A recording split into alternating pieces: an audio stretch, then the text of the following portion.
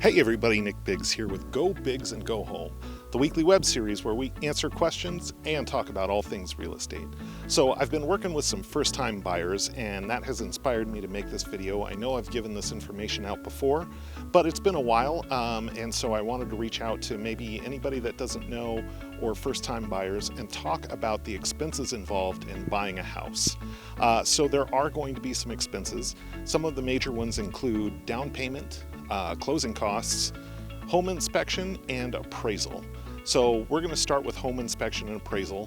Home inspection is anywhere between $200 and $400, and the appraisal is usually between $400 and $600. So right there, you just ballpark it. That's going to be about $1,000 out of pocket. The next one that I'd like to talk about is closing costs.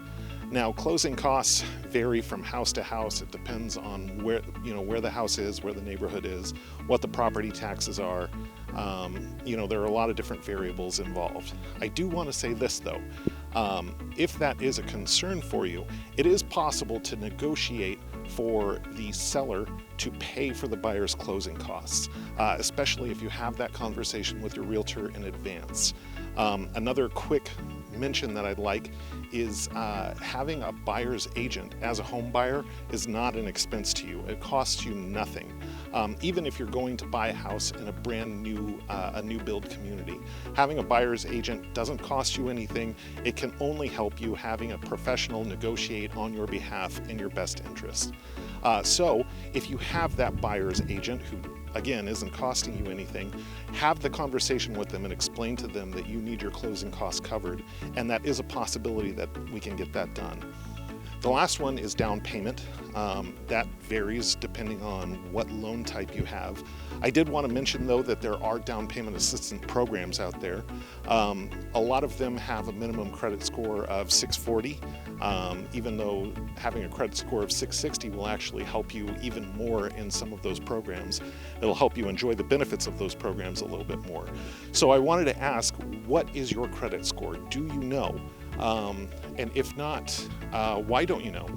There are a lot of great ways out there to find out what your credit score is. Right off the top of the head, I would recommend Credit Karma.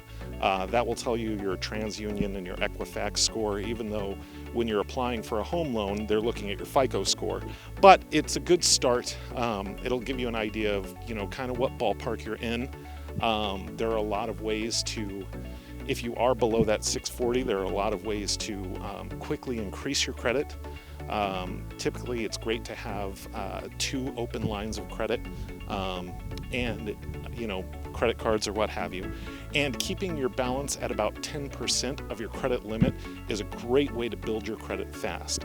So if you have a credit limit of $1,000, keeping a monthly balance of $100 consistently will help build your credit really, really fast.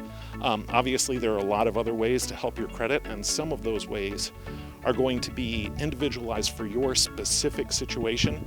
So the only way to really find out how to get that fixed is to reach out to a lender now. They have credit services. They can come up with a plan to help you get your credit score where you need to be.